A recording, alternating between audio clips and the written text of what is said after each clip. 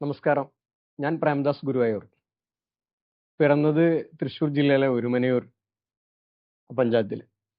പക്ഷെ ഞാൻ വളർന്നത് കോഴിക്കോട് മാവൂർ പഞ്ചായത്തിലെ ഫൈബർ ക്വാർട്ടേഴ്സ് ഗോൾഡ് അവിടെയാണ് ഞങ്ങൾ താമസിച്ചത്. അവിടെ നിന്നാണ് 5ാം തരത്തിൽ വിദ്യാഭ്യാസം.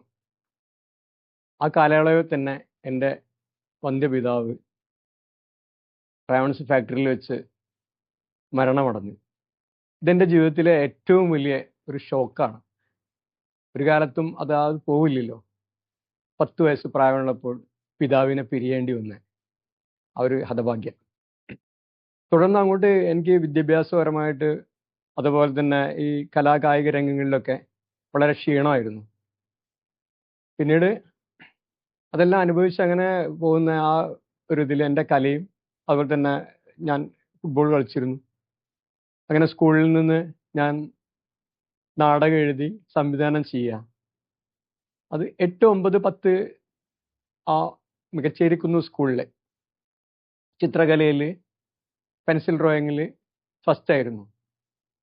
അതുപോലെ തന്നെ എൻ്റെ ഫ്രണ്ട് ഹരിദാസ്, അയാളാണ് പെയിൻറ്റിങ്ങിൽ. ഞങ്ങൾ രണ്ടുപേരുമാണ് ഈ 8, 9, 10 ആ കാലയളവിൽ 1ാം സമ്മാനത്തിന് അർഹരായത്. ഇപ്പോൾ അതിനുശേഷം ഞങ്ങൾ ഈ 10, 24 വർഷം മാവൂരിൽ ഉണ്ടായിരുന്ന കാലത്ത് ഫാക്ടറി റണ്ണിങ് ആയിരുന്നല്ലോ. അപ്പോൾ ആ ഒരു കാലത്ത് ഫാദറിന് മരുന്ന ശേഷം എൻ്റെ അമ്മയ്ക്ക് ജോലി കിട്ടി. അപ്പോൾ അമ്മയാണ് ഞങ്ങളെ വളർത്തിയതൊക്കെ. എൻ്റെ താഴെ 2 പേര്, എൻ്റെ മൂത്ത ഒരു ചേച്ചി, പിന്നെ താഴെ അനുജത്തി, അനുജൻ. അപ്പോൾ അവരെല്ലാവരും തൃപ്രയാർ ഗുരുവായൂരൊക്കെ ആയിട്ട് നാട്ടിലാണ്. ഇപ്പോൾ ഞാൻ ഗുരുവായൂർ തന്നെയാണ്. ഇതിനിടയിൽ ഗാനങ്ങളിലാണ് കൂടുതൽ ശ്രദ്ധിച്ചിരുന്നത്. പണ്ട് ഓഡിയോ കൂടുതലായിട്ട് ഭക്തിഗാനങ്ങൾ. ഞാൻ 2700-ൽ പരം ഗാനങ്ങൾ എഴുതി. ഇപ്പം എനിക്ക് 61 വയസ്സാണ് പ്രായം. വർഷങ്ങളോളം അതൊരു 30 വയസ്സിനോട് അനുബന്ധിച്ചാണ് ഇതൊക്കെ തുടങ്ങിയിരുന്നത്. അപ്പോൾ ഒരുപാട് ഭക്തിഗാനങ്ങളും കാര്യങ്ങളൊക്കെ ചെയ്തിട്ടുണ്ട്. അതിൻ്റെ ഇടയ്ക്കാണ് പി ടി കുഞ്ഞുമുഹമ്മദ് സാറിനായിട്ടുള്ള ഒരു ബന്ധം ഉണ്ടായത്. പി ടി കുഞ്ഞുമുഹമ്മദ് സാറിൻ്റെ ആയിട്ടുള്ള അതിൻ്റെ മുന്നേ ഒരു 7 ചലച്ചിത്രങ്ങളിൽ ബന്ധപ്പെട്ടിട്ട് പാട്ടുകൾ എഴുതാൻ കഴിഞ്ഞു. പക്ഷേ അതൊന്നും വന്നില്ല. അത് സ്റ്റാർട്ടിങ്ങിൽ തന്നെ അത് നിന്നുപോയി. പി ടി കുഞ്ഞുമുഹമ്മദ് സാറിൻ്റെ അടുത്ത് ഞാൻ ഇങ്ങനെ ഈ കാര്യങ്ങളൊക്കെ പറഞ്ഞു. അങ്ങനെ ഗുരുവായൂർ ഗസ്റ്റ് ഹൗസിൽ വെച്ചിട്ട് അദ്ദേഹം എന്നോട് പറയുകയാണ്, പ്രേംദാസ്, ഞാനൊരു പടം ചെയ്യുന്നുണ്ട്, അതിലൊരു പാട്ട് പ്രേംദാസാണ് എഴുതുന്നത് കേട്ടോ. അപ്പോൾ അതിൽ പ്രഭാവർമ്മ, റഫീഖ് അഹമ്മദും എഴുതുന്നുണ്ട്, കൂട്ടത്തിൽ എഴുതുന്നത് രമേശ് നാരായണൻ സാർ സംഗീതം ചെയ്യുന്നു. അപ്പോൾ എനിക്ക് അതിയായ സന്തോഷമാണ് ഉണ്ടായത്. അങ്ങനെ ആ ഒരു പാട്ടിൻ്റെ സിറ്റുവേഷൻ പറഞ്ഞു തന്നു പി ടി സാറ്. അങ്ങനെ ഞാൻ എഴുതിയ പാട്ട് പോയി മറഞ്ഞ കാലം വന്നു ചേരുമ്പോൾ പെയ്തൊഴിഞ്ഞ മേഘം വാനം തേടുന്നു. ഈ പാട്ടിന് ദാസേട്ടന് 8ാമത് ദേശീയ പുരസ്കാരം ലഭിച്ചു. ഇത് എൻ്റെ ജീവിതത്തിൽ ഒരിക്കലും ഒരു മറക്കാൻ കഴിയാത്ത, അതായത് എൻ്റെ ഗാനം അദ്ദേഹം ആ ഭാവം ഉൾക്കൊണ്ട് പാടിയതുകൊണ്ട് അദ്ദേഹത്തിന് ഈ പുരസ്കാരം ലഭിച്ചില്ലേ. അപ്പോൾ ആ ഒരു പുരസ്കാരം എനിക്ക് കിട്ടിയ പോലെ തന്നെ. അപ്പോൾ ഞാനത് എൻ്റെ കൂട്ടുകാരോടും കുടുംബക്കാരോടൊക്കെ അത് പങ്കിടുകയും ചെയ്യുന്ന ആ ഒരു കാലയളവിൽ ആ വേളയിൽ ദാസേട്ടൻ എന്നെ വിളിക്കുകയുണ്ടായി. എൻ്റെ പാട്ടുകളെക്കുറിച്ച് ഞാൻ ദാസേട്ടനൊപ്പം പങ്കുവച്ചിരുന്നു. ദാസേട്ടന് ഈ പോയി മറഞ്ഞ കാലം പാട്ട് വളരെ ഇഷ്ടമായിരുന്നു. അടുത്ത ഏതെങ്കിലും പടങ്ങളിൽ പ്രേംദാസ് ഇത്തരം ഗാനങ്ങൾ എഴുതിയിട്ടുണ്ടോ, അതെങ്ങനെയാണെന്ന് എനിക്ക് അറിയാൻ താല്പര്യമുണ്ടെന്ന് പറഞ്ഞപ്പോൾ ഞാൻ ഇങ്ങനെ ഇനി ചെയ്യാനിരിക്കുന്ന പടത്തിൻ്റെ പാട്ട് ഞാൻ പാടി കൊടുത്തു. ഞാനൊരു പടം സ്ക്രിപ്റ്റൊക്കെ എഴുതിയിട്ട് അത് എനിക്ക് തന്നെ ചെയ്യണം എന്നുള്ള ഇതിലാണ് നിൽക്കുന്നത്. അതിൽ 4 പാട്ടും ഉണ്ട്. അതിൽ ദാസേട്ടൻ തന്നെ പാടേണ്ട അതിന് പ്രധാനപ്പെട്ട പാട്ട്. അപ്പോൾ ദാസേട്ടനുണ്ട്, പിന്നെ നമ്മുടെ മരിച്ചുപോയ ജയേട്ടൻ പാടേണ്ട പാട്ടുണ്ടായിരുന്നു. അപ്പോൾ ജയേട്ടനും ഈ ദാസേട്ടൻ്റെ പാട്ടും ജയേട്ടൻ്റെ പാട്ടും ഞാൻ അവർക്ക് പാടി കൊടുത്തതാണ്. അപ്പോൾ എനിക്ക് നല്ല ഒരു റീച്ച് കിട്ടുന്ന ഒരു സോങ് ആണെന്ന് ദാസേട്ടൻ പറഞ്ഞു. അതുപോലെ തന്നെ ഇപ്പോൾ വേറെ ഒരു 4 പടങ്ങൾ അതിന് ശേഷം ഞാൻ എഴുതി. ഈ 4 പടങ്ങൾ അതിൻ്റെ ചർച്ചയും കാര്യങ്ങളൊക്കെ നടന്നുകൊണ്ടിരിക്കുകയാണ്. ട്രാക്ക് എടുത്തതിൻ്റെ ചിലത് പിന്നെ പാടി വെച്ചിട്ടുള്ളതുണ്ട്. പക്ഷെ ഇതൊന്നും സിനിമ ആയിട്ടില്ല. അപ്പം ഇങ്ങനെയാണ് ഇപ്പോൾ പോകുന്നത്. അപ്പം ഇനി എൻ്റെ സിനിമയിലെങ്കിലും ഇങ്ങനെ എൻ്റെ പാട്ടുകൾ ഒന്ന് കാണണം എന്നുള്ള ഒരു ഇതിൽ ഇപ്പം എൻ്റെ ഒരുപാട് കൂട്ടുകാരും കുടുംബക്കാരൊക്കെ ഇങ്ങനെ അത്രയും താല്പര്യപ്പെട്ട് നിൽക്കുന്നുണ്ട്. പ്രത്യേകിച്ച് എൻ്റെ മക്കൾ, എനിക്ക് 2 ആൺമക്കളാണ്.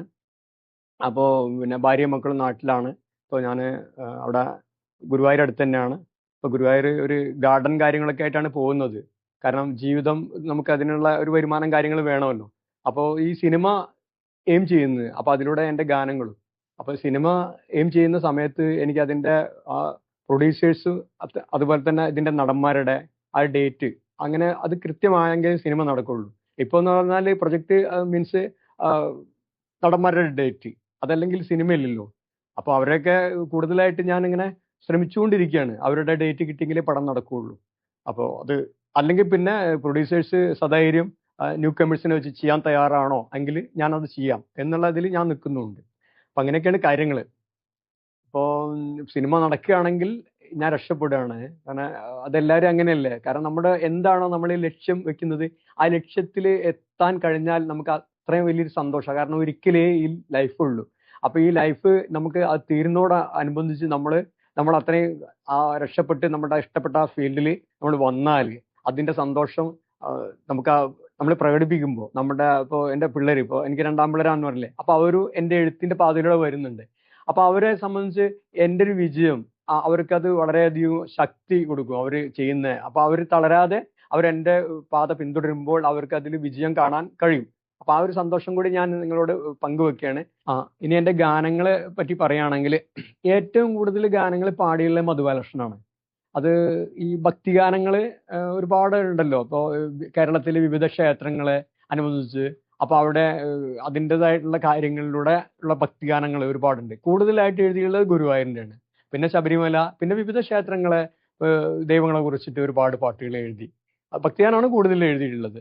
പിന്നെ അതിനോടനുബന്ധിച്ച് പിന്നെ പറയുകയാണെങ്കിൽ ഗ്രാമീണ ഗാനം, പ്രണയഗാനം, കുട്ടികളുടെ ഗാനങ്ങൾ, അങ്ങനെ ഒരുപാട് പാട്ടുകൾ എഴുതിയിട്ടുണ്ട്.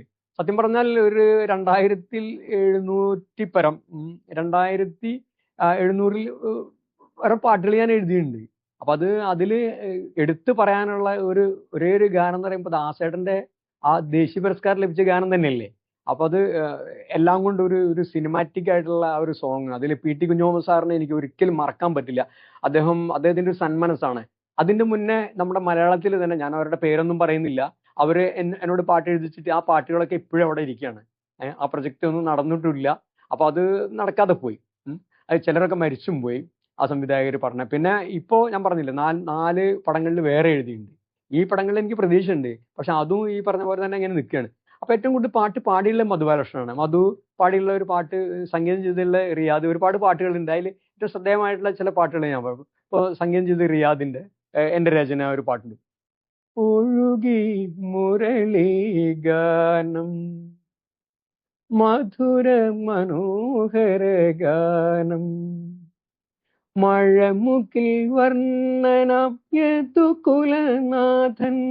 മായ മുരളി ഗാനം, ഒഴുകി മുരളി ഗാനം. ഇത് മധുവാണ്. പിന്നെ ശബരിമല വേണുഗോപാൽ പാടിയ പാട്ട്. അപ്പോൾ വേണുട്ടൻ മനോഹരമായിട്ട് പാടി തന്നെ എനിക്ക്. ആ പാട്ട് സംഗീതം ചെയ്തിട്ടുള്ള പോളി വർഗീസ് ആണ്. പോളി വർഗീസ് എന്ന് പറഞ്ഞാൽ നമ്മുടെ സിനി ഡയറക്ടർ ലാൽജു സാറിന്റെ കസിനാണ്. അപ്പൊ ഓൾറെഡി കവിയും കൂടിയാണ്. അപ്പോൾ അതുപോലെ തന്നെ റിയാദും കവി തന്നെയാണ് കേട്ടോ. റിയാദിന്റെ എൻ്റെ ഫേസ്ബുക്കിൽ ഞാൻ റിയാദിനാണ് സ്പേസ് കൊടുത്തിട്ടുള്ളത് കവിത എഴുതാൻ വേണ്ടിയിട്ടുള്ളത്. അപ്പൊ അത്രയും നല്ല കവികളായിട്ടുള്ള സംഗീത സംവിധായകരാണ് എൻ്റെ പാട്ടുകൾ അത് ചെയ്തെന്നുള്ള പറയാം. എനിക്ക് അങ്ങനെ അവർ ചെയ്യുമ്പോഴാണ് എനിക്ക് കൂടുതൽ സന്തോഷം ഉണ്ടാവുക.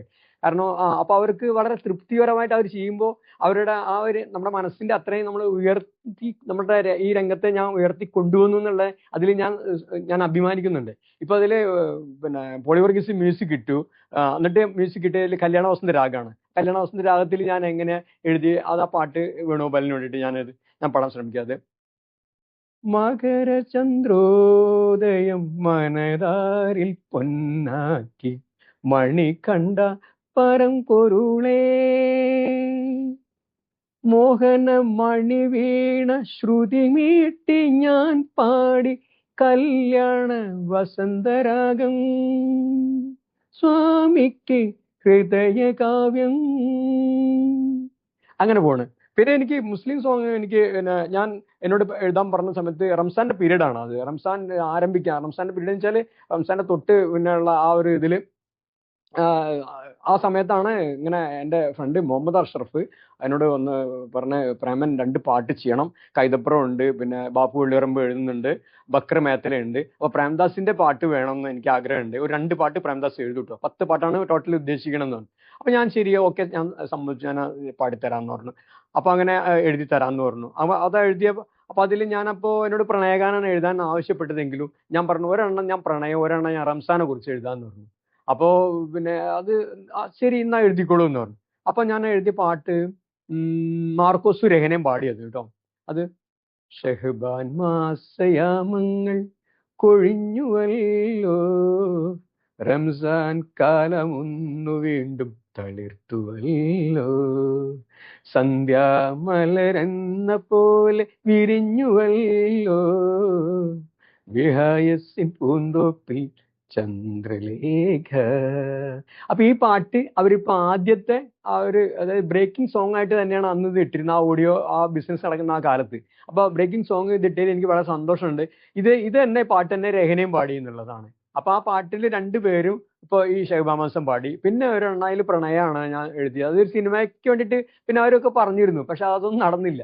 അത് ഇന്നെന്റെ ഖൽബാകും പൂമരത്തിൽ പറന്നു വന്ന ഇണക്കിളി നീയൊന്നു പാടൂ, ഇന്നോളം നുകരാത്ത തേനൊഴുകും മുഹബത്തിൻ ഇശലൊന്നു കേൾക്കാനും മോഹം, അരളിപ്പൂവിൻ കവിളിൽ പൊൻതിങ്കൾ ചൊടിയിണയേറ്റിടുമ്പോ പാടാം ഞാൻ പ്രിയനായി ഗാനം എന്ന് രഹന 2ാമത്തെ വരിയിൽ അവള് ചേർത്ത് വെക്കുന്നതാണ്. അപ്പോ മാർക്കോസ് പാടിയതിന്റെ ഇതിൽ തന്നെ ആ പിന്നെ രഹന അങ്ങനെ പാടി. അപ്പൊ എനിക്ക് സന്തോഷമുള്ള കാര്യമാണ്.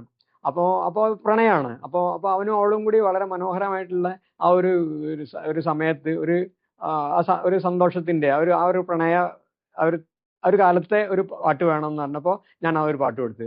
മറ്റേ പിന്നെ അത് ഈ റംസാന്റെ അത് അനുഭവിക്കുന്ന ആ ഒരു കാലയളവിലുള്ള ഒരു പാട്ടാണ്. ഇതൊരു ചെറിയ സിനിമ എന്നൊക്കെ പറഞ്ഞിട്ടാണ് വന്നത്, പക്ഷെ അതൊന്നും നടന്നില്ല. അപ്പൊ ഇത് 2 പാട്ട് അങ്ങനെ ഇതിനോടനുബന്ധിച്ച് കുറെ പാട്ടുകൾ ചെയ്തു. പിന്നെ ഗ്രാമീണ ഗാനം ചെയ്തു. അപ്പൊ അങ്ങനെ ഒരുപാട് പാട്ടുകൾ എഴുതിയതൊക്കെ എനിക്ക് നല്ല ഒരു വിശ്വാസം ഉണ്ടായിരുന്നു, കാരണം ഇതൊക്കെ വന്നു കഴിഞ്ഞാൽ ശ്രദ്ധിക്കപ്പെടും എന്നുള്ളത്. ആ ക്രിസ്തീയ ഭക്തിയാണ് എഴുതുന്നത്. അത് ഇങ്ങനെ യേശുവിൻ സുവിശേഷം പാടിയെത്തും യെരൂശലേമിലെ കുഞ്ഞിക്കാറ്റേ, യേശുവിൻ സുവിശേഷം പാടിയെത്തും യെരൂശലേമിലെ കുഞ്ഞിക്കാറ്റേ, യാമങ്ങൾ തോറും നിന്നോടു കൂടെ യാതനാഭാരവുമായി ഞാനും വന്നോട്ടേ, ഞാനും വന്നോട്ടേ. ഇങ്ങനെയാണ് എഴുതിയത്. പക്ഷെ ഇത് ആ ഒരു പാട്ടാക്കിയിട്ട് ചെയ്യാൻ അവർക്ക് പറ്റിയില്ല എന്നുള്ളതാണ്. അപ്പോൾ അങ്ങനെ കുറെ പാട്ടുകൾ എഴുതും. ഇപ്പോൾ പല പ്രൊഡ്യൂസേഴ്സ് അഡ്വാൻസ് തരും, ചിലർ പറയും ഇങ്ങനെ പാട്ട് എഴുതിക്കോളൂ, അപ്പൊ അതെങ്ങനെ എഴുതും, അതെല്ലാം വരണമെന്നില്ലല്ലോ. അപ്പൊ അങ്ങനെ വന്ന പാട്ടുകളെ കുറിച്ചാണ് ഇപ്പോൾ കൂടുതൽ അറിയപ്പെട്ടിട്ടുള്ളത്. ഇതിപ്പോ വരാനിരിക്കുന്നതാണ്. അപ്പൊ അങ്ങനെ എഴുതിയ പാട്ടുകൾ കുഴപ്പമില്ല. അങ്ങനെ ആ ഒരു കാലയളവിലാണ് ഈ പി ടി സാറ് എനിക്ക് എന്നായിട്ട് കാണുന്നതും. പി ടി സാറിന്റെ അടുത്ത് ഞാനിങ്ങനെ 7 സിനിമയ്ക്ക് എഴുതി എന്ന് പറഞ്ഞപ്പോൾ ആ പാട്ടുകളൊക്കെ ഞാൻ പി ടി സാറിന് പാടിക്കൊടുത്തു. അങ്ങനെയാണ് എനിക്ക് വിശ്വാസപുറം മൻസൂർ എന്ന് പറഞ്ഞ സിനിമയിൽ ദാസേട്ടന് വേണ്ടിയിട്ട് ഈ പാട്ട് പോയി മറഞ്ഞ കാലം എനിക്ക് ചെയ്യാൻ പറ്റിയത്. ആ പാട്ട് എല്ലാവരും കേൾക്കണം, കാരണം അതിന്റെ നിർമ്മാതാവ് ഇന്നിപ്പോൾ ജീവിച്ചിരിപ്പില്ല. അദ്ദേഹം ഒരു 1.5 വർഷം മുന്നേ ആള് മരിച്ചുപോയി. അപ്പൊ എനിക്ക് വളരെയധികം എനിക്ക് ഒരു ആദരവ് ഉള്ള ഒരാളായിരുന്നു. കാരണം അദ്ദേഹത്തിന് ആ പാട്ട് 8ാം ദേശീയ പുരസ്കാരം ദാസേട്ടൻ നേടിയതിൽ വളരെ സന്തോഷം. ഞങ്ങൾ അതിനൊരു ഫംഗ്ഷനൊക്കെ വെച്ചിട്ടുണ്ടായിരുന്നു. പക്ഷെ എന്താ പറയാ, അദ്ദേഹം ഒന്നും ജീവിച്ചിരിപ്പില്ല. പാട്ട് ഇനി കൂടുതൽ ആരെങ്കിലുമൊക്കെ വന്ന് പറയുമ്പോൾ ഞാൻ വീണ്ടും ഇനി പാട്ട് എഴുതും, ഇതേമാതിരി പ്രൊഡ്യൂസേഴ്സിനൊക്കെ ആയിട്ട് ബന്ധപ്പെട്ടിട്ട്, അതുമാതിരി ഡയറക്ടേഴ്സിനായിട്ട്. അപ്പൊ അതാണ് സിറ്റുവേഷൻ തന്നിട്ട് ഒരാള് പാട്ട് എഴുതി കൊടുക്കുമ്പോൾ അതിന്റെ കറക്റ്റ് സിറ്റുവേഷൻ ആണെങ്കിൽ അത് ആ ഒരു ഡയറക്ടർ അല്ലെങ്കിൽ അതിന്റെ പ്രൊഡ്യൂസറോ പറയുമ്പോൾ ആ ഒരു എഴുത്തുകാരിൽ ഉണ്ടാകുന്ന സന്തോഷം അല്ലെങ്കിൽ ആ ഒരു സമാശ്വാസം, അതൊക്കെ എന്നാൽ ഒരു വലിയ കാര്യമായിട്ട് തന്നെ ഞാൻ കാണുന്നുണ്ട്. അങ്ങനെയൊക്കെയാണ് കാര്യങ്ങൾ. സിനിമാ ഗാനങ്ങൾ പറഞ്ഞല്ലോ. അപ്പൊ ആദ്യമായിട്ട് എനിക്ക് ഈ പാട്ട് സിനിമയിൽ വരാൻ ഒരു ജയകൃഷ്ണൻ, നമ്മൾ ടി വി ചന്ദ്രൻ സാറിന്റെ അസോസിയേറ്റ് ഡയറക്ടർ ജയകൃഷ്ണൻ ഡയറക്ട് ചെയ്യുന്ന തെന്നൽ എന്ന് പറഞ്ഞ സിനിമ, അതിൽ തിരക്കഥ എഴുതിയത് അഷ്റഫാണ്, അഷ്റഫ് അയലത്തൂരാണ്. അഷ്റഫ് അയലത്തൂർ എന്നോട് പറഞ്ഞു, ഇങ്ങനെ ഞങ്ങൾ വലിയ കൂട്ടാണ്, പടം ചെയ്യുന്നുണ്ട്, ജയകൃഷ്ണനാണ് ഡയറക്ടർ, അപ്പോൾ നമ്മുടെ ഫ്രണ്ട്ലിയാണ് ഇത്. അപ്പോൾ ജയകൃഷ്ണൻ ഗുരുവായൂർ തന്നെ, അപ്പോൾ അവിടെ പാട്ട് ചെയ്യേണ്ട കാര്യത്തിന് നമുക്ക് ഒന്ന് ഒത്തുചേരാം, ഗസ്റ്റ് ഹൗസിൽ നമുക്ക് ഇരിക്കാം. അപ്പോൾ അങ്ങനെ സന്തോഷം, ഞാൻ ചെന്നു. അങ്ങനെ അതിൽ കൈതപ്രം, അതുമാതിരി തന്നെ ഞാനും ഇത് പാട്ട് എഴുതേണ്ട കാര്യം, അതിൻ്റെ മ്യൂസിക് ചെയ്യേണ്ട ഇതെല്ലാം കാര്യങ്ങളൊക്കെ പറഞ്ഞ് എല്ലാം റെഡിയാക്കി. അങ്ങനെ മ്യൂസിക് ചെയ്യുന്ന ആ മ്യൂസിക്കിൻ്റെ ട്രാക്ക് എനിക്ക് തന്നു. അപ്പോൾ അത് കൈതപ്രത്തിന് എഴുതേണ്ടതുണ്ട്, പിന്നെ ഞാനും എഴുതണ്ടേ. അപ്പം അങ്ങനെ ശ്യാം ധർമ്മൻ എന്ന് പറഞ്ഞ മ്യൂസിക് ഡയറക്ടറാണ് അത് ചെയ്യുന്നത്. ശ്യാം ധർമ്മൻ എൻ്റെ പാട്ട് ഇതിൻ്റെ മുന്നേ 10 പാട്ട് ശബരിമല ചെയ്തിട്ടുള്ള വ്യക്തിയാണ്. അപ്പോൾ ആ ഒരു ബന്ധവും ശ്യാമിനായിട്ട് എനിക്കുണ്ട്. അപ്പോൾ മുൻകൂട്ടി ഒരു സംഗീതം തന്നു. അപ്പോൾ അതിൽ ഞാൻ എഴുതിയ പാട്ട് എന്ന് പറഞ്ഞാൽ കടപ്പുറത്ത് ഒരു ഡ്രീമാണ്.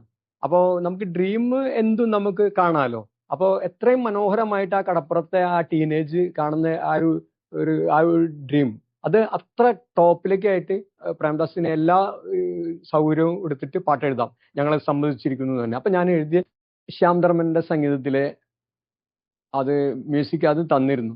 അപ്പോൾ അതിന് തന്നെ എഴുതിയത് രാത്രിയിലെ അവരുടെ സ്വപ്നമാണ്. നീലരാവിലെ താരകന്യയോ ദേവദാരുവോ നീ, നിറമാർഗഴി മണി പൊൻകിനാവിലെ പ്രണയകല്ലോലിനി. നീലരാവിലെ താരകന്യയോ ദേവദാരുവോ നീ, നിറമാർഗഴി മണി പൊൻകിനാവിലെ പ്രണയകല്ലോലിനി.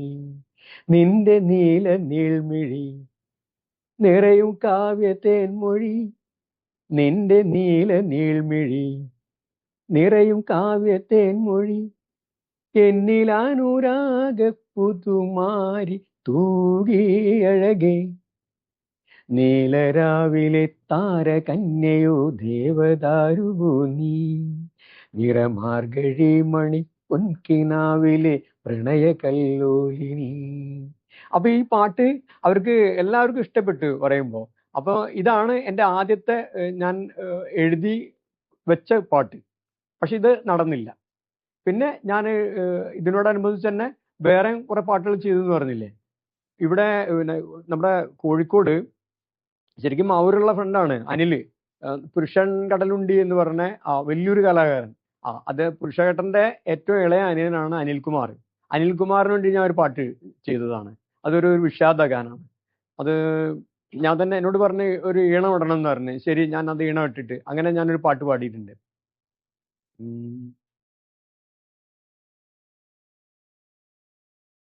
അരികിലോ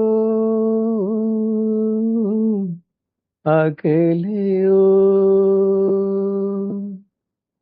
ആ നല്ല കാലത്തിനുദയം, അനവധ്യ ദുരിതങ്ങൾ കസ്തമയം.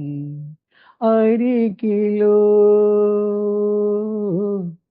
അകലെയോ ആ നല്ല കാലത്തിനുദയം, അനവധ്യ ദുരിതങ്ങൾ കസ്തമയം. ഈ പാട്ട് അത് വളരെ വിഷാദനായിട്ടുള്ള ഒരു ഒരു ഒരു ഒരു കൗമാരക്കാരൻ. അവൻ്റെ രണ്ടാനച്ഛൻ്റെ ആ പൊറുതിമുട്ടിയ ആ ഒരു സമയത്ത്, ആ സന്ദർഭത്തിൽ അയാളെ എന്താ പറയാ, തിരിച്ച് അവനെ ഒന്ന് രക്ഷപ്പെടാൻ വേണ്ടിയിട്ടാണ്. അയാൾ ഒരുപാട് ആക്രമിക്കും ഈ കുട്ടീനെ, ഈ പയ്യനെ. അപ്പൊ അവൻ അതിൽ നിന്ന് രക്ഷപ്പെടാൻ വേണ്ടിയിട്ട് അവൻ പിടിച്ച് തള്ളുമ്പോൾ അയാൾ വീണിട്ട് അയാളുടെ നെറ്റിയിലൊരു മുറി പറ്റുന്നുണ്ട്. അപ്പൊ അവനത് ഒരിക്കലും അത് താങ്ങാൻ കഴിയാത്തത്, കാരണം അവൻ ആരെയും അങ്ങനെ ജീവിതത്തിൽ ചെയ്യാത്തവനാണ്. അപ്പൊ ആളുകളെല്ലാം ഒത്തുകൂടുമ്പോൾ അവനുണ്ടാവുന്ന വിഷാദം, അവൻ അതെല്ലാം മനസ്സിൽ വെച്ചുകൊണ്ട് അവന് വല്ലാത്തൊരു ആ ഒരു അന്തരീക്ഷത്തിൽ നിന്ന് അവൻ അങ്ങോട്ട് ഒരു കടലിനെ ആ ഒരു ഇത് മനസ്സിൽ കണ്ടുകൊണ്ട് അങ്ങനെ അങ്ങോട്ട് കടപ്പുറത്തേക്ക് അങ്ങോട്ട് പോകുന്ന സമയത്താണ് ഈ പാട്ട് വേണമെന്ന് പറഞ്ഞത്. അപ്പൊ ഞാൻ എഴുതിയ ഒരു പാട്ടാണിത്. സന്തോഷം, അത് അവരത് സ്വീകരിക്കുകയും ചെയ്തിട്ടുണ്ട്. പക്ഷെ ഇതൊന്നും പടം നടന്നിട്ടില്ല. പിന്നെ അപ്പൊ ഇങ്ങനെ ഓരോ പടത്തിൽ പിന്നെ വയനാടിന്റെ ഒരു പാട്ട് എഴുതിയിട്ടുണ്ട്. അപ്പോൾ വയനാടിന്റെ ഒരു വളരെ മനോഹരമായിട്ടുള്ള വയനാടിനെ കുറിച്ച് എഴുതണം പ്രമേട്ട, വളരെ നല്ലൊരു ഗാനമായിരിക്കണം. സുരേഷ് വയനാട് എന്ന് പറഞ്ഞ ആളുടെ തിരക്കഥയാണ്. അപ്പോൾ അതിലേക്ക് ചെയ്യണം എന്നാണ് പറഞ്ഞത്.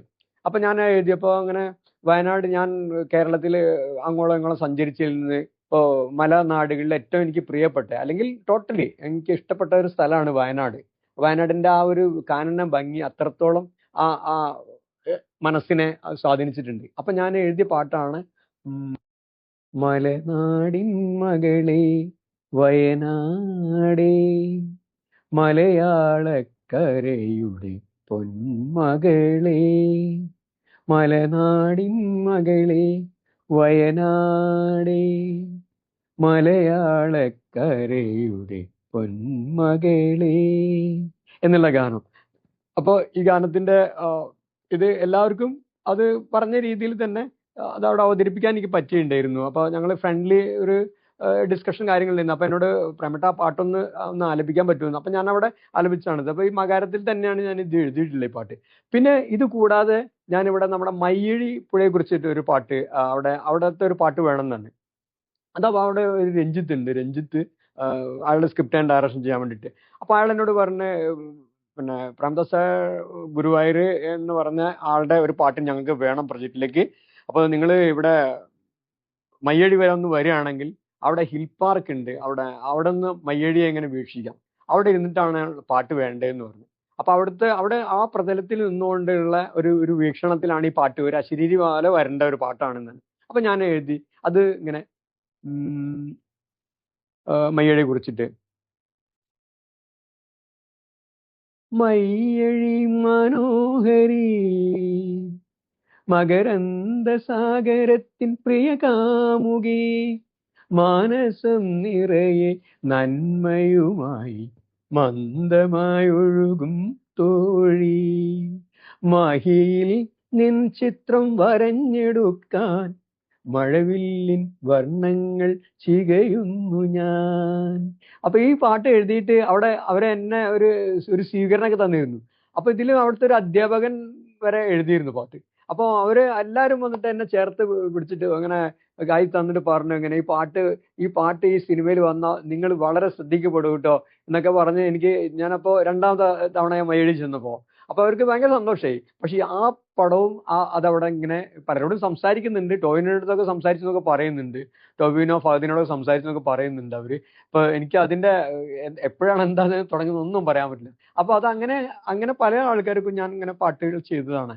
ഇങ്ങനെ ഒരു 10-12 പടങ്ങളിൽ എഴുതിയിട്ടുണ്ടെന്ന് പറഞ്ഞല്ലോ. പിന്നെ അതിൽ ചില പടങ്ങൾ ഇപ്പൊ എന്റെ തന്നെയാണ് രചന സംഗീതത്തിലുള്ള പാട്ടുകൾ, അതും കൂടെ ചേർത്ത് വെച്ചിട്ടാണ് ഇപ്പോൾ ഞാനിങ്ങനെ എഴുതിയിട്ടുള്ള പാട്ടുകളൊക്കെ. ഇവിടെ തന്നെ നമ്മുടെ മാവൂര് തന്നെ ഒരു റിയാസ് ഉണ്ട്. റിയാസ് ആള് ശരിക്കും കൊടിയത്തൂർക്കാരനാണ്. അപ്പൊ ആള് പിന്നെ LICയുടെ ഒക്കെ ഒരു പ്രധാന ഒരു തസ്തികയിലുള്ള ഒരാളാണ്.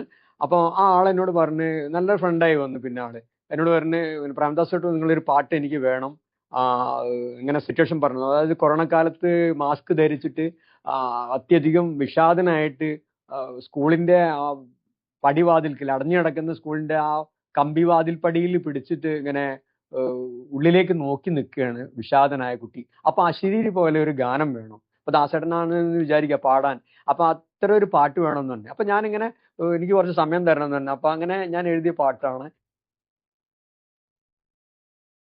മൗനം വരഞ്ഞിട്ട വിദ്യാലയത്തിൻ മനസ്സിലെ കവിത ചൊല്ലുന്നതാരേ, മൗനം വരഞ്ഞിട്ട വിദ്യാലയത്തിൻ മനസ്സിലെ കവിത ചൊല്ലുന്നതാരേ, ആ പാട്ട്. അപ്പൊ അങ്ങനെ എനിക്ക് സന്തോഷമാണ്. പിന്നെ വേറെ എൻ്റെ വലിയ ക്ലോസ് ഫ്രണ്ട് ആയിട്ടുള്ള ഒരു ഫൈസലുണ്ട്. ആള് ദൂരദർശന്റെ ക്യാമറമാൻ ആണ്. ആളിപ്പോ തിരുവനന്തപുരത്ത് വർക്ക് ചെയ്യണത്. ഞങ്ങൾ ഫ്രണ്ട്ലി എന്നും ഗുരുവായൂരിന്ന് കാണുന്നതാണ്. അപ്പൊ ആൾ എന്നോട് ഒരു പാട്ട് പറഞ്ഞു. വളരെ ഒരു പ്രണയമാണ് വേണ്ടത്, പക്ഷെ അത് നമ്മുടെ ഒരു ഡ്രീം പോലെ തോന്നുന്നു. ആ ഒരു അങ്ങനത്തെ ഒരു പാട്ട് വേണം പ്രേംദാസ് ചേട്ടോ, നിങ്ങളത് എനിക്ക് ചെയ്തു തരണമെന്ന്. അപ്പൊ ഞാൻ സന്തോഷം. അപ്പൊ അത് കുറച്ചുകൂടി സമയം എടുത്ത് എഴുതിയൊരു പാട്ടാണ് കേട്ടോ.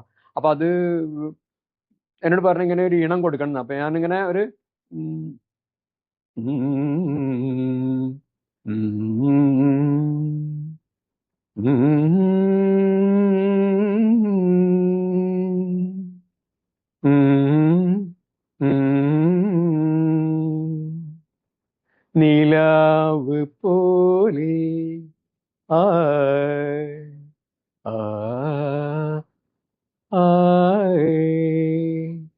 നിലാവ് പോലെ നീയൻ മനസ്സിൽ നിറയുകയായിരുന്നു.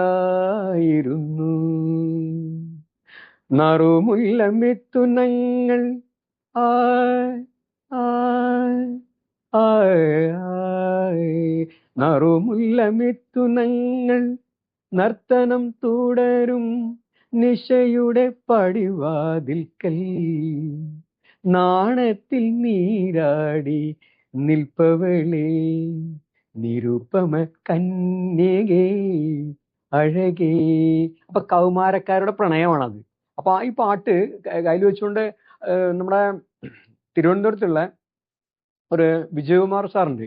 ഇദ്ദേഹം പൂന ഫിലിംസ് ഇൻസ്റ്റിറ്റ്യൂട്ടിലെ പ്രൊഫസറാണ്, റിട്ടയർ ചെയ്തത്.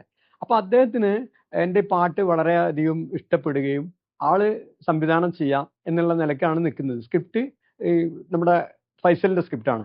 അപ്പൊ ഇത് വളരെ മനസ്സിരുത്തിയിട്ട് ഞാൻ ഈ ഒരു പാട്ട്, അതായത് നല്ല വിജയകുമാർ സാറാണല്ലോ ഡയറക്ഷൻ, അപ്പൊ ഇത് എത്രയും പെട്ടെന്ന് നടക്കുന്നതാണ് ഞാൻ ഉദ്ദേശിച്ചത്. പക്ഷെ ഈ പടവും നടന്നിട്ടില്ല, അങ്ങനെ നിൽക്കുന്നുണ്ട്. അപ്പൊ ഇങ്ങനെ ഞാൻ ഒരുപാട് പാട്ടുകളൊക്കെ ഇങ്ങനെ ചെയ്തു. പിന്നെ ഒരു 3-4 പടത്തിൽ എൻ്റെ തന്നെ ആയിട്ടുള്ള രചന ഇങ്ങനെയൊക്കെ ആയിട്ട് ഇങ്ങനെ മുന്നോട്ട് പോവുകയാണ്. പക്ഷെ ഈ മുന്നോട്ട് ഞാൻ ഇങ്ങനെ പോകുന്നുണ്ടെങ്കിലും സിനിമ വരണ്ടേ, സിനിമയിൽ ഈ ഗാനങ്ങളൊക്കെ വരണ്ടേ, അപ്പോഴല്ലേ ഞാൻ ശ്രദ്ധിക്കപ്പെടുള്ളൂ. ഞാനിതിൽ ചില പാട്ടുകൾ നമ്മളെ റഫീഖ് അഹമ്മദും പിന്നെ നമ്മുടെ ജയകുമാർ സാറ്, നമ്മുടെ കാലിക്കറ്റ് കളക്ടറായിരുന്നു സൂര്യാംശു, അദ്ദേഹത്തിനെ എനിക്ക് മറക്കാൻ പറ്റില്ല. അപ്പൊ ഞങ്ങള് ഗുരുവായൂരപ്പൻ കോളേജിൽ വെച്ചിട്ട് ഒരു ഫംഗ്ഷനിൽ അദ്ദേഹമാണ് അതിന്റെ പ്രധാനി അന്നത്തെ. അപ്പൊ അന്ന് പൂർവ്വകാല വിദ്യാർത്ഥി സംഗമം കൂടിയാണ്.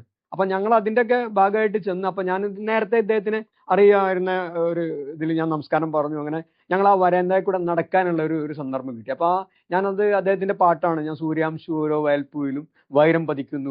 അപ്പോൾ പ്രേംദാസ് പാടുന്നുണ്ടല്ലോ തന്നെ. അപ്പൊ പ്രേംദാസിന്റെ ഒരു പാട്ട് പാടും, എനിക്കൊന്ന് കേൾക്കാനാന്ന് പറഞ്ഞു. അപ്പോൾ ഞാനങ്ങനെ പാടിയ ഒരു പാട്ട് നമ്മുടെ മരിച്ചുപോയ ജയന്ത്രേട്ടൻ പാടേണ്ട പാട്ടായിരുന്നു ആ പാട്ട്. അപ്പോൾ ഞാൻ ജയകുമാർ സാറിനായിട്ട് ഞാൻ പങ്കുവച്ച പാട്ടാണ് എൻ്റെ.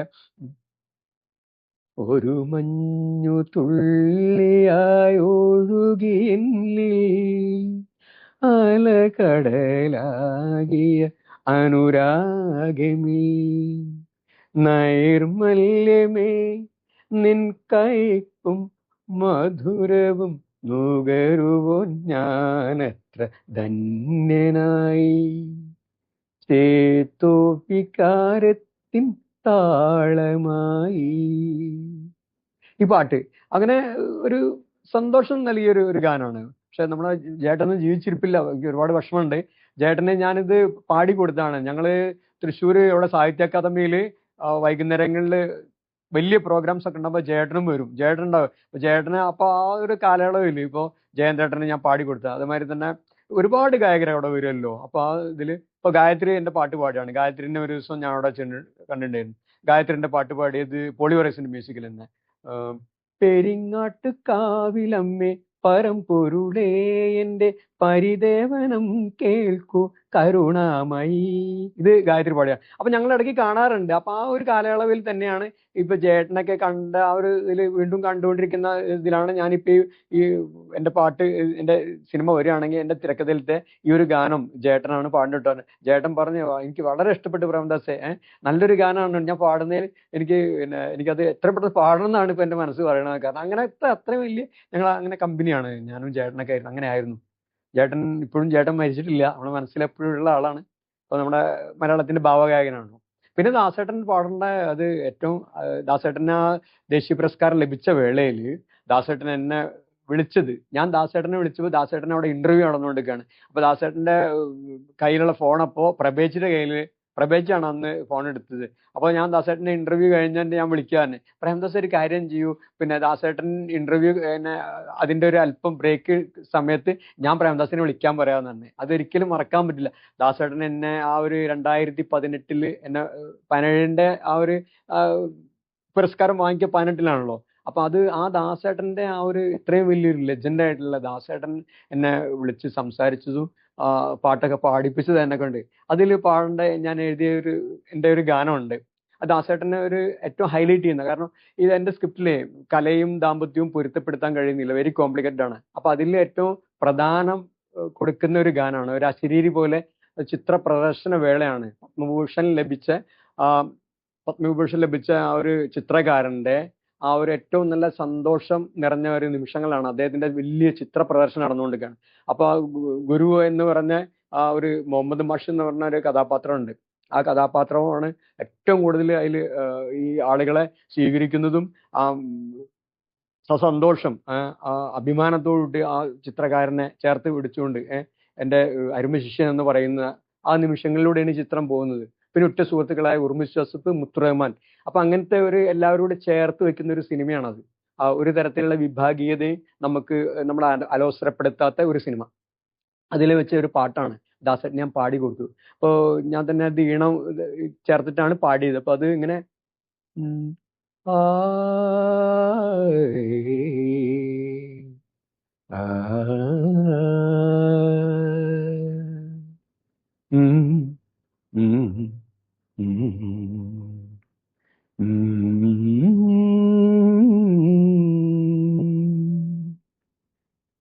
അതില് എന്ന് ഞാൻ മൂളിയത് ബേസ് ഫ്ലൂട്ടാണ് കേട്ടോ.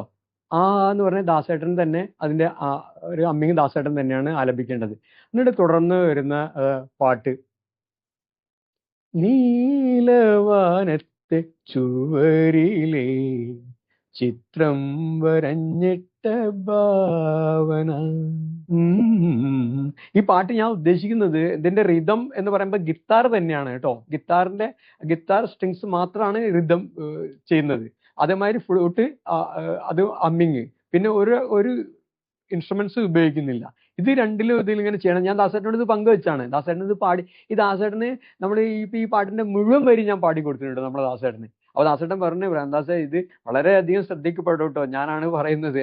ഇത് എല്ലാ തരത്തിലും വളരെ ശ്രദ്ധിക്കപ്പെടേണ്ട ഗാനമാണ്. എത്രയും പെട്ടെന്ന് ഒരു പ്രൊഡ്യൂസറെ കണ്ടെത്തട്ടെ, പ്രേംദാസിന് ഈ പാട്ട് ഈ പടത്തിലൂടെ ചെയ്യാൻ പറ്റട്ടെ.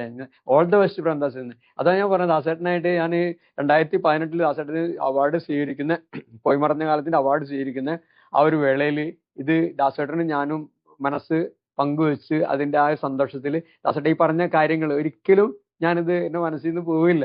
ഞാൻ അവിടെ അടയാളപ്പെടുത്തിയിട്ട് വെച്ചിട്ടുണ്ട്. ഞാൻ എൻ്റെ അടുത്ത സുഹൃത്തുക്കളോട് പിന്നെ എൻ്റെ കുട്ടികളോട് ഞാനിത് പങ്കുവെച്ചിട്ടുണ്ട്, അവരോട് പറഞ്ഞിട്ടുണ്ട്. അപ്പൊ എല്ലാവരും നല്ല അഭിമാനിച്ചുകൊണ്ട് തന്നെ നിൽക്കുന്നത്. പക്ഷെ ഈ പടം വരണ്ടേ? അപ്പൊ അതിന്റെ ഒരു ഇതിലാണ് ഈ ചിത്രകാരനെ എനിക്ക് മലയാള സിനിമയിലൂടെ എല്ലാവരിലേക്കും എത്തിക്കണം എന്ന് വലിയൊരു ആഗ്രഹമായിട്ടാണ് ഞാൻ നടക്കുന്നത്.